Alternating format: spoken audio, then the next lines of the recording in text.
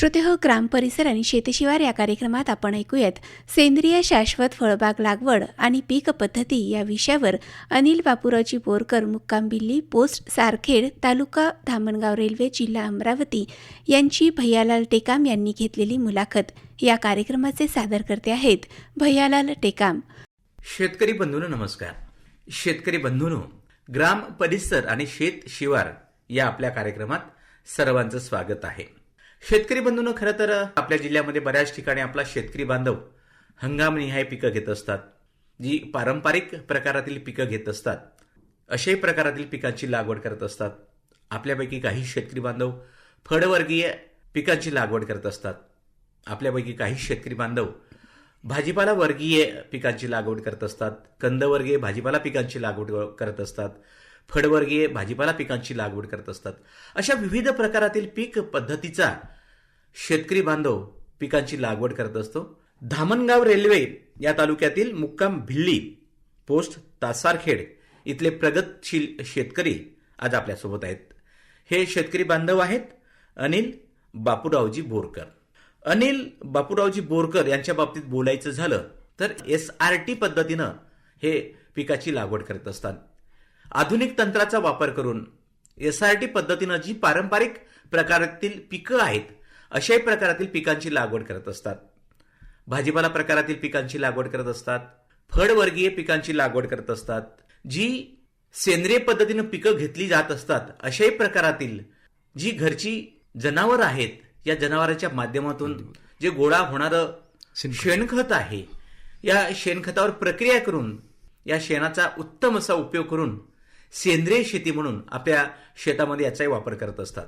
आणि हे शेतकरी बांधव यांच्याकडनं आज आपण जाणून घेणार आहोत की शाश्वत फळबाग लागवड आणि या फळबाग लागवडीबरोबरच एक मिश्र पीक म्हणून मसालावर्गीय पिकांची लागवड करून शाश्वत फळबाग लागवड उत्पादन कसं घेता येईल, तर याच विषयी आज आपण श्रीयुत बोरकर यांचा अनुभव जाणून घेणार आहोत. बोरकरजी, स्वागत आपलं. नमस्कार. नमस्कार. बोरकरजी, खरं तर शेती आपला प्रमुख व्यवसाय आणि आपल्या या भागाचा विचार केला असता, आपल्या अमरावती जिल्ह्याचा विचार केला असता, अगदी शेवटच्या घटकांपर्यंत जो आपला शेतकरी बांधव शेती करतो, जो 1 एकराचा शेतकरी असेल किंवा 50 एकराचा किंवा 100 एकराचा शेतकरी असेल, या सगळ्यांच्याच बाबतीत शेतीच्या बाबतीत काय सांगता येईल, इथल्या भागाच्या बाबतीत काय सांगता येईल? आपल्यापैकी बरेच शेतकरी बांधव म्हणत असतात की शेती ही परवडत नाही. कारण आजकाल शेतकरी हा संभ्रमात आहे की बाजार मूल्याची साथ नाही. त्यामुळे आपल्याला शेतीमध्ये विविधता आणणे ही काळाची गरज आहे. फळबाग असलीच पाहिजे, सेंद्रिय शेती केलीच पाहिजे, शेतकऱ्यांजवळ गाया म्हणजे देशी गायी असल्याच पाहिजे.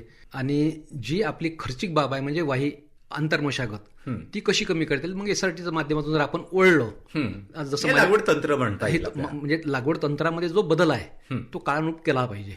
माझ्या कुटुंबात 6 हेक्टरच्या वर जमीन आहे, पण माझ्या नावाने माझ्या 3 हेक्टर आहे. पत्नीच्या मुलांच्या नावाने वेगळी जमीन आहे. शेती करत असता आणि सेंद्रिय पद्धतीनं शेती करण्याचा प्रयत्न आपण करत आहात. चांगलं उत्पादन कसं घेता येईल, मग ती पारंपरिक प्रकारातील पिकांमधून असेल किंवा जी फळबाग असेल, भाजीपाला प्रकारातील पिकं असतील किंवा कुठल्या प्रकारातील पिकं आहेत, या पिकांमध्ये सेंद्रिय घटकांचा वापर करून आपली शेती चांगली कशी करता येईल, चांगलं उत्पादन कसं घेता येईल, अशाही प्रकारातील विचार आपला शेतकरी बांधव करतो आहे.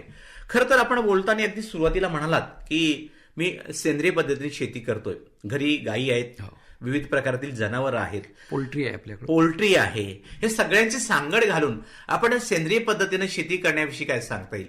सर, मी शेतीत तोच विचार करत होतो आणि मी मग जे महाराष्ट्र शासनाचं व्हर्मी कंपोस्ट युनिट आहे की तालुका लेवलवर एक होतं ते शासकीय सबसिडीवर, तर मी पहिलं तालुक्यामधलं 2007 मध्ये पहिलं गोबर याचं युनिट स्थापन केलं. म्हणजे व्हर्मी कंपोस्टचं युनिट, व्यापारी तत्वावर खत निर्माण व कल्चर निर्मिती केंद्र, आणि ते आपल्याकडे आहे. मी मग त्यासाठी बायोगॅस घेतला.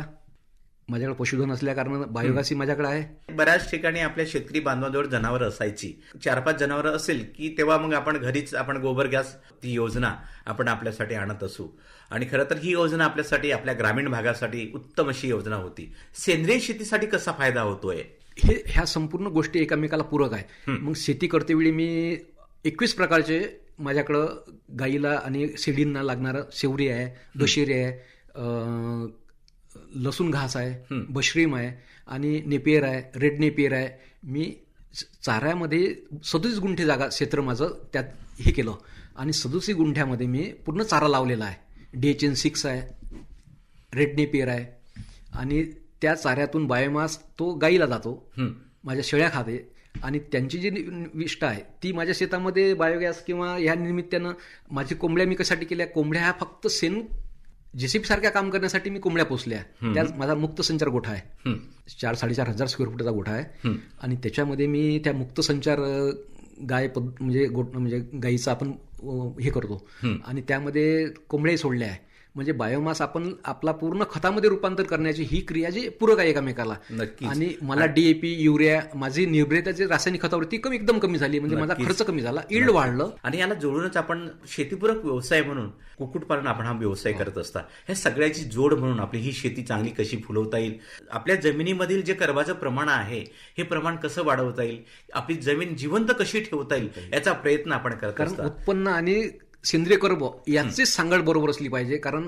तुमच्या DAP, पोटॅश वगैरे वापरून जर सेंद्रिय कर्ब म्हणजे बायोमास जर नसेल तर सेंद्रिय कर्ब वाढणार नाही. आणि मेन गमक उत्पन्नाचं सेंद्रिय कर्बाशी आहे, रेशो आहे. ज्या जमिनीचा सेंद्रिय कर्ब 2, कारण आपला तर 0.22, 0.50 पर्यंत मोठ्या मुश्किलनं काही, माझा तर 2च्याही वर आहे. कारण मी LNC दरवर्षी 2-3 वर्षातून LNC जमिनीचं करतो. मी पिंपळखुटा जे आमच्याकडे कृषी महाविद्यालय आहे तिथलं माझ्या 23 मधलं हे आहे, माझा सेंद्रिय कर्ब 6 आहे. अच्छा. माझा 6 कसा आला, कारण माझी जी पैसे आहे, समजा आज 15-20 वर्षापासून मी सेंद्रिय शेती करत आहे. बायोमासला मी डबीची काळी बंद आहे. सतत आपण माझा या सेंद्रिय कर्ब सेंद्रिय एकदम पद्धतीचा डेव्हलप वापर करून आपली ही जमीन सुपीक ठेवण्याचं काम आपण करत असता. मागचं वर्ष सोयाबीनच्या उत्पादनामध्ये 2 क्विंटल 3 क्विंटल एवढा मला 14 क्विंटल उतरला सोयाबीन मागच्या वर्षी. आपली ही जमीन सुपीक कशी ठेवता येईल त्या दृष्टिकोनातून गायीपासून मिळणारं जे शेणखत आहे याचाही वापर आपण करत असता. आजचा आपला विषय आहे की शाश्वत फळबाग लागवड, आणि हे शाश्वत फळबाग लागवण्यासाठी जनावरं किती महत्वाची आहेत हे आपण सांगता आहात. खरं तर आधुनिक तंत्राचा वापर करून आपण फळबाग लागवडमध्ये आपण मसाला वर्गीय पिकं घेतलेली आहेत, मिश्र फळांची. आता शाश्वत पद्धतीनं फळबाग लागवड करावी असं आपल्याला का बरं सुचलं? हो सर, आता मला नातू झाला. मला असं वाटलं की आपल्या नातवाला जे काही फळं लागेल ती शुद्ध, विदाऊट केमिकल आणि ज्याची जमिनीची पोटेन्शियल चांगली असलेली ते फीड जर माझ्या नातवाला मिळालं, त्या कारणास्तव मी, कारण नातू माझा आता 1.5 वर्ष झाला, नातवाचा जन्मल्याबरोबर मी फळबाग लागवड केली आणि तेच फळ माझ्या नातवाला खायला मिळाले पाहिजे हा माझा प्रामाणिक हेतू होता. आणि असाच हेतू आपल्या शेतकरी बांधवांचा असते. आणि ग्रामीण भागामध्ये ज्या ज्या ठिकाणी आपला शेतकरी बांधव शेती करत असतो, पिकवलेला आपला शेतीमाल आहे तो आपल्याला चांगल्या पद्धतीने कसा खाता येईल, त्याचा वापर कशा पद्धतीने करता येईल, हा एक प्रामाणिक हेतू आपल्या शेतकरी बांधवांचा असतो. पण बाग माझी मी पूर्ण सेंद्रियमध्ये आणली. मी आता माझ्याकडे जिप्सम आणि बोन मिल, मी DAP, पोटॅश वगैरे वापरत नाही. आता माझ्याकडे 100 बॅग जिप्सम येऊन आलेला आहे, स्टॉकला आहे. बोन मिल 60 बॅग आलाय, म्हणजे माझ्या 30 एकर क्षेत्राला समजा ते वापरतो. ते एकरी 3 बॅग जिप्सम, एकरी 2 बॅग बोन मिल. म्हणजे मला स्फुरतची आणि नत्राची अतिरिक्त गरज माझी बोन मिलमधूनच भागली.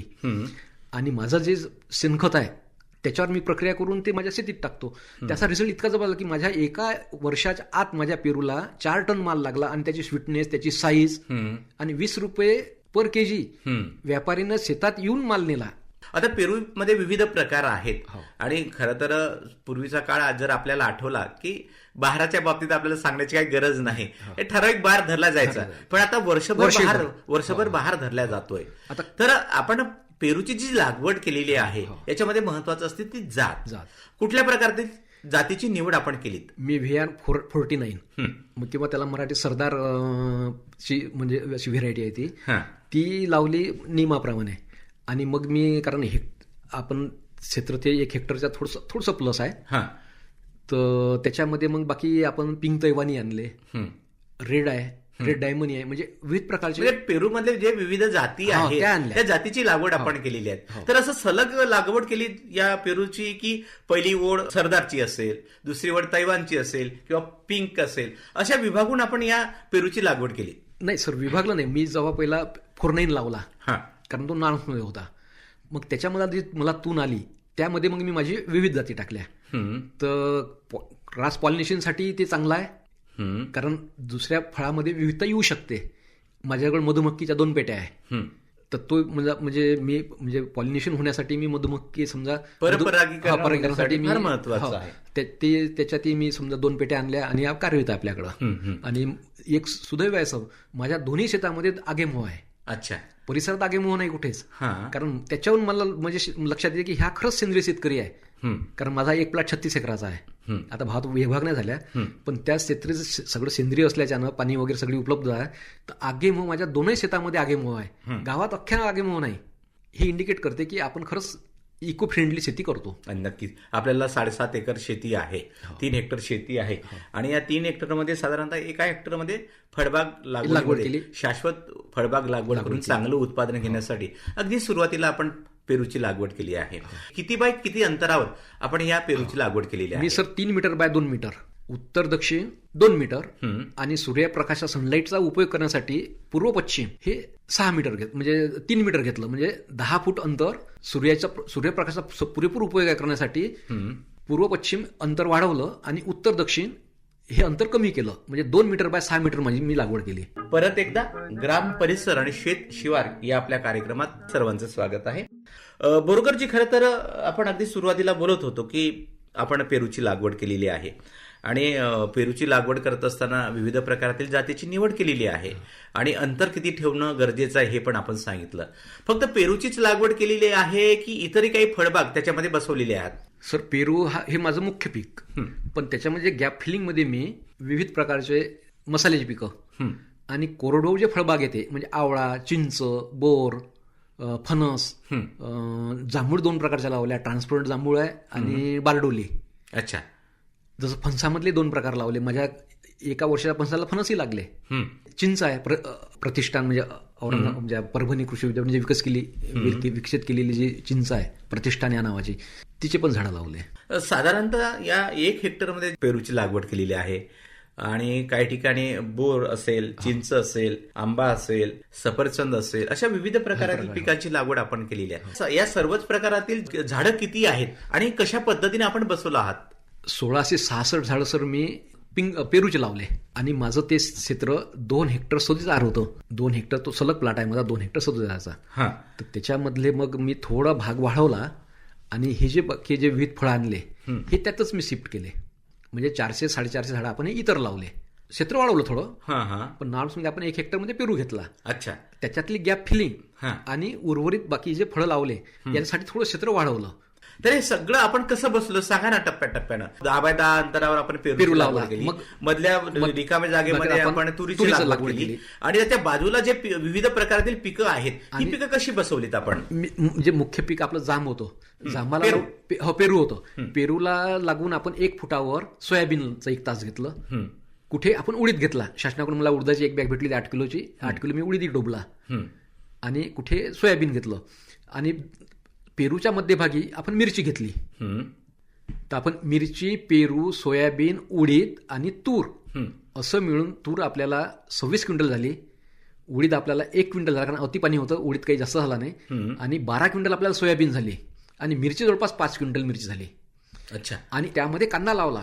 पेरूच्या त्या मधातल्या पट्टा जो होता आता तूर निघाल्यानंतर त्याच्यामध्ये आपण आता कांदा लावला आणि कांदा आपल्याला चांगला होईल. फळबागेमध्ये आपण मसाला वर्गीय फळ पिकाची लागवड केलेली आहे. ही कल्पना आपल्याला कशी सुचली? नाही, आता आपण मराठी माणूस म्हटलं तर आपल्याला गरजेनुसार मसाला पाहिजे. आणि आपण टीव्हीवर पाहतो की ह्या मसाल्यात काय आहे. आपल्या घरचं शुद्ध आपल्याला खायला मिळालं पाहिजे, हा माझा कॉन्सेप्ट आहे. म्हणजे मी पालकी लावतो, मेथी लावतो, सांबार लावतो. तर आपल्या घरी हा खायला शुद्ध माल जो भेटला पाहिजे याने मी अशी ही लागवड केली. आणि आपल्याकडे स्वतः शेणखत आहे, त्याच्यावर प्रक्रिया करणे. आणि मी शेणखतावर माझा पूर्ण बेस म्हणजे हा शेणखत आहे. आणि आपलं आरोग्य ठीक राहायला पाहिजे, कारण मला जो आरोग्यामध्ये त्रास झाला होता 2017 मध्ये, मला एक कसं काय माहिती स्ट्रोक येऊन गेलं. तर म्हटलं आपल्याला आला, पण आपल्या भविष्यात माझे वडील हार्ट अटॅकनंच गेले, 58 वर्षे गेले. म्हटलं माझं आता मी 63चा आहे, होऊ शकते आपण धोक्यात आहोत. म्हटलं आपण आहार विहार आपला असला शुद्ध असला पाहिजे. आणि मग मी त्या हिशोबानं आणि म्हणून जे काही आपण शेतामध्ये पेरताय, विविध प्रकारची पिकाची लागवड करताय आणि विविध प्रकारातील पीक पद्धती राबवताय, ह्या प्रत्येक प्रकारातील जी येणारी पिकं आहेत या पिकातून आपल्याला शाश्वत उत्पादन आपल्याला मिळत असते. पण हे सगळं तंत्र वापरत असताना SRT पद्धतीनं पिकांची लागवड करत असतात. त्यात मग तुरीची लागवड असेल, सोयाबीन असेल, चणा आहे. कापूस असेल, हरभरा असेल, ह्या सगळ्याच पिकासाठी आपण SRT पद्धतीनं लागवड करत असता. शाश्वत फळ पिकामध्ये पेरू या पिकाची लागवड करत असता. आपल्याला आठवत असेल तर जुना काळ की पेरूच्या बाबतीत काही ठराविक बहार येत असतात, पण आता तसं राहिलं नाही. पेरूपासून आपण वर्षभर आपण फळपिकं घेत असतो किंवा बहार घेत असतो. तर या बहाराच्या संदर्भात काय सांगता येईल? सर आता टेक्नॉलॉजी एवढी हाय झाली की प्रत्येक झाडामध्ये त्यांनी काय संशोधन केलं की याला पेरूमध्ये तर काय सर, बाकी पिकामध्ये आपल्याला फळाची वाट पाहावी लागते की पराठी आहे तर त्याला 50 बोंड कशी लागेल, 70 कशी होईल, 80 कशी होईल. पण पेरू हे अशी एक वनस्पती आहे भूतलाव की त्याचे प्रुनिंग करावं लागते की याचे फळ आपल्याला छाटणी करणं फार महत्त्वाचं कंट्रोल करावं लागते की बा नको 100-200 फळं नको, आपल्याला 60-70-50 फळं कसे मेंटेन करता येईल. बाकी पिकामध्ये फळ लागायची वाट पाहावी लागते, याच्यातले फळं कमी करण्याचं म्हणजे विरळणी करणं पण गरजेचं आहे. गरजेचं आहे. बहार येण्याच्या अवस्थेमध्ये पेरू या पिकाला सांभाळणं फार महत्वाचं आहे. जे आवश्यक असणारी खतं असतील, आपण तर खताच्या बाबतीत सांगितलेलं आहे, जी कंपोस्ट खत आहे, सेंद्रिय खतं आहे, याचा भरणा आपण देत असतात. पण तरी पण आपल्या पिकावर काय प्रमाणात जर रोग आला असेल किंवा कीड येत असेल तर या रोगाचं आणि किडीचं नियंत्रण करणं फार महत्वाचं आहे. जेव्हा केव्हा आपण छाटणी तंत्र वापरत असता तर या झाडाची छाटणी करत असताना छाटणीचं कुठलं तंत्र वापर? छाटणीचा खूप मला प्रश्न भेटाळला होता. कोणी म्हणे सोलापूरहून माणसांना लागेल कारण तिकडे मोठा पेरूचा बेल्ट आहे. मग मी काय केलं, विचार केला, म्हटलं त्यांना तिथून बोलवा. मग मी कंपनीचं एक कटर बोलावलं. त्याच्यावर त्यांनी मस्त डायग्राम काढून ठेवली आहे की झाड कसं कट केलं पाहिजे. मग मी एक दिवस ते कटर घेतलं, एक बोडोपेस्टचा डब्बा घेतला, त्यात डिप केलं, कारण बुरशी म्हणजे कट केल्यावर बुरशी आली नाही पाहिजे म्हणून पहिले याच्यात मी ब्ल्यू कॉपरचा एक सोल्युशन जे आजकाल रेडीमेड भेटते ते लिक्विड बोलावलं आणि डब्यात घेऊन ते कटरला डीप केलं आणि पाहतो त्याचा मला पॉकेट फोडते वेळी मला एकदम स्ट्रक्चर दिसलं की झाड कसं कट करायचं. त्या सूचनेच्या आधारे आपण प्रयत्न केलात, छाटणी तंत्र समजून घेतलात आणि त्याच पद्धतीनं छाटणी करत गेलात. बोरकरजी, खरं तर पेरूच्या बाबतीत बोलायचं झालं तर छाटणीचं तंत्र आपल्याला माहिती आहे आणि डिसेंबर 24 मध्ये या पेरूची लागवड केलेली आहे. बहाराच्या बाबतीत काय सांगता येईल? कुठल्या प्रकारातील बहार आपल्या शेतकरी बांधवांना फायदेशीर ठरतो? सर, झाडाचं निरीक्षण करायचं आणि त्याच्यात जी फांदी असते, मुख्य फांदीपासून ज्या काही आपल्याला पॅरलल फांद्या निघल्या, क्रॉस होणाऱ्या फांद्या आपण कट करून घ्यायच्या, पण फांदी कशी कट करायची त्याचं एक शास्त्र आहे. फांदीचा कलर पाहायचा, जो डार्क थोडासा पिंगट असला ती मजबूत कांडी पकडायची आणि वरचा जो 4-5-6 पानाचा वरचा शेंडा असतो तो हिरवा असतो. काडीची ठेवण फार महत्वाची आहे. योग्य काडीवर आपण छाटणी केली तर त्याचा फायदा होतो. आणि त्यातलाही तुम्ही खत कोणते तिथं याच्यावर अवलंबून आहे. माझ्याच मित्रानं बाग लावली, रासायनिक खत वापरलं, त्याच्या याच्यावर पूर्ण पांढरा मावा, जबरदस्त अटॅक त्याच्यावर. पण आपल्या याच्यावर पांढरा मावा नाही आला, म्हणजे झाड बलवान असेल तर कोणतंच कीड अटॅक करत नाही. आता बऱ्याच वेळा आपला शेतकरी बांधव सांगत असतो की पेरूची लागवड तर आपण केलेली आहे आणि सेंद्रिय पद्धतीने लागवड केलेली आहे आणि शेणखत आपण देत असतो, रासायनिक घटकाचा वापर न करता आपली ही बाग चांगली दिसती आहे. तरी पण चांगलं उत्पादन घेण्यासाठी गरजेनुसार काही रासायनिक घटकाचा वापर आपण करत असता? नाही, मी तर रासायनिक म्हणजे एक दानाही वापरला नाही. पण पाण्याचं नियोजन मी ड्रीप लावली. पाणी अतिरिक्त पाणी नाही द्यायला पाहिजे आणि बेळवर लागवड पाहिजे.